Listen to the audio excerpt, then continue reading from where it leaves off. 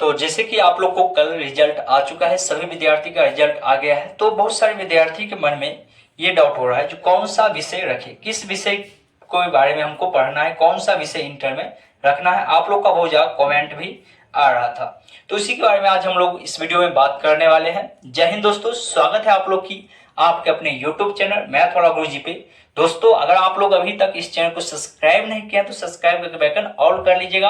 आज की वीडियो में आपको हम सारा A to Z इन्फॉर्मेशन देने वाले हैं। छोटा सा वीडियो बना है लेकिन आप पूरा वीडियो जरूर देखिएगा। सबसे पहले हम लोग बात करते हैं, जिस विद्यार्थी का अगर रिजल्ट यानी कि नंबर कम आया है या किसी का नंबर ज्यादा भी आया है या कोई विद्यार्थी का अगर रिजल्ट गड़बड़ा भी गया है तो उसको घबराना नहीं है। अगर आपका रिजल्ट यानी कि अगर आपको किसी विषय में क्वेश्चन लग गया है या कोई दिक्कत है तो उस विषय में आप लोग को 3 तारीख से आप लोग का फॉर्म फिलअप होने का डेट निकाला गया है। आप लोग कंपार्टमेंटल का एग्जाम दे सकते हैं। 3 तारीख से आपका फॉर्म फिलअप स्टार्ट हो रहा है। आप फॉर्म फिलअप करके अगर एक विषय में आपका दिक्कत है या 2 विषय में है तो आप फिर से एग्जाम देके आप 11वीं या 12वीं यानी कि आपको इंटर का पढ़ाई शुरू कर देना है, क्योंकि 10वीं का आप लोग को पता होगा अब उतना वैल्यू है नहीं। आपको मेन इंटर क्लास पे ध्यान देना है।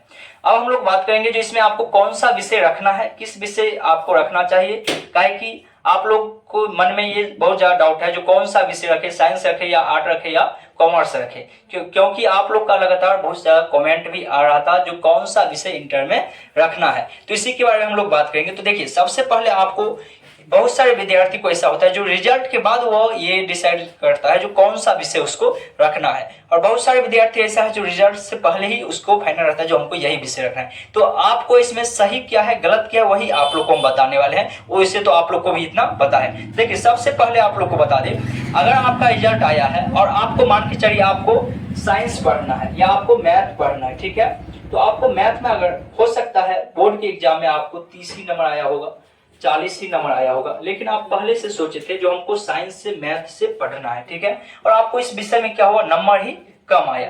तो अगर कभी ऐसा होता है आपको जो विषय आपको पढ़ना था और नंबर कम आ गया या आप सेकंड कर गए और आपके घर वाले या साइड के जो भी है आपको कहा नहीं आपका नंबर कम आया है आप 8 रख लीजिए, लेकिन आपको अपने आप में विश्वास है जो नहीं हम इस विषय में नंबर ला सकते हैं, इस विषय को हम पढ़ सकते हैं, इस विषय को हम समझ सकते हैं, तो आपको वही विषय रखना है किसी के कहने पर, क्योंकि आपका जिंदगी आपको खुद जीना पड़ेगा। कोई आपका जिंदगी दूसरा व्यक्ति नहीं जीने वाला है। तो इसीलिए आपको अगर कम भी नंबर आया है और आप जो विषय रखना चाहते हैं तो आपको हम भी नहीं बताएंगे जो कौन सा विषय रखना है। हाँ, आपको लगता है जो नहीं मेरा यानी कि फर्स्ट भी कर गए, कोई विद्यार्थी को अगर 300 नंबर भी आ गया और उसको अपने आप में लगता है नहीं हम साइंस नहीं समझ सकते हैं, साइंस हमसे नहीं संभलने वाला है, तो 8 विषय रखिए। 8 में भी आप सभी चीजें फॉर्म फिलअप कर सकते हैं। बहुत सारे विद्यार्थी के मन में ये भी डाउट रहता है जो 8 विषय का विद्यार्थी बहुत सारे फॉर्म फिलअप नहीं कर सकते हैं। तो हाँ, कुछ वैकेंसी जैसे एयरफोर्स का हो गया, नेवी का हो गया, इस सब में कुछ वैकेंसी है जिसमें आप नहीं कर सकते। तो 1-2 के चक्कर में आप इतना पूरा बर्बाद कर अपना। तो आपको जो विषय अगर आप फर्स्ट में किया आपको लगता है जो हम 8 विषय में, तो 8 का अच्छा से तैयारी कीजिए। आप 8 विषय में अच्छी तरह से तैयारी कीजिए, आपका रिजल्ट और अच्छा है ताकि आप आगे और स्कोर कर सकते हैं। जो विद्यार्थी सेकंड किया है मान के चलिए या थर्ड किया है तो उस विद्यार्थी को भी अगर 8 पढ़ने का मन है तो 8 विषय रखिए और 8 पढ़ने से आप अच्छा नंबर लाइएगा। आप अगर थर्ड में किया है ना, अगर 8 में आप लगातार 2 घंटा 1 घंटा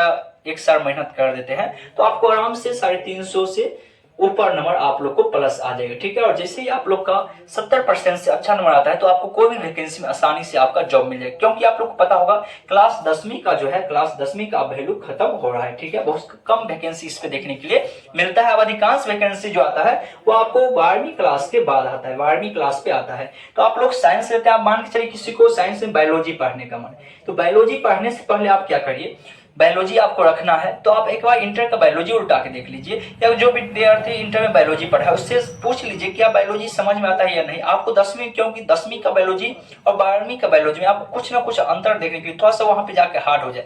10वीं बहुत मजा आता है पढ़ने में और बाद में जब इंटर में रख लेते हैं वहां पे जाके दिक्कत है।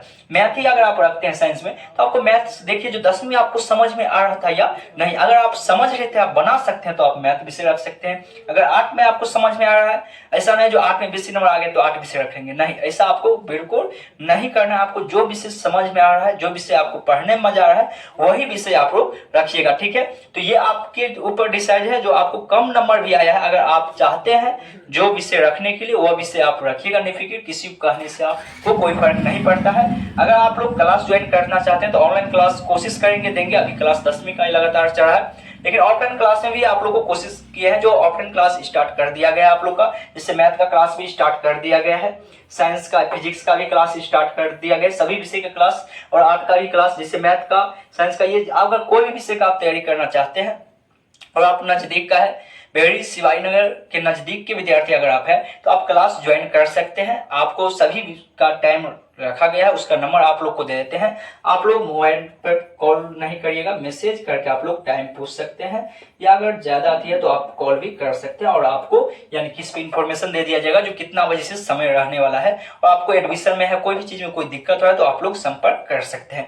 तो उम्मीद करते हैं ये छोटा सा वीडियो था, आपको समझ में आ गया होगा जो आपको हम कहना क्या चाहें। आप अपने हिसाब से चलिएगा, दूसरे के हिसाब से आपको नहीं चलना है, क्योंकि जिंदगी आपको जीना है, किसी दूसरे के लिए जिंदगी, कोई दूसरे व्यक्ति आपका जिंदगी नहीं जीने वाला, तो आप अपने हिसाब से चलेगा। चलिए हम लोग मिलते हैं, बड़ा सा वीडियो नहीं करेंगे काहे कि बहुत सारी क्लास भी अभी लगातार लेना है। हम लोग मिलते हैं, फिर अभी भी फिजिक्स का क्लास लिए थे, तो क्लास अगर कोई विद्यार्थी 10वीं में गया है तो इस बार और लगातार सभी दिन क्लास होने वाला हर विषय का, तो उसको कहिएगा क्लास ज्वाइन कर लेने के लिए, ठीक है। तो हम लोग आगे वाले वीडियो में मिलते हैं, तब तक के लिए जय हिंद जय भारत।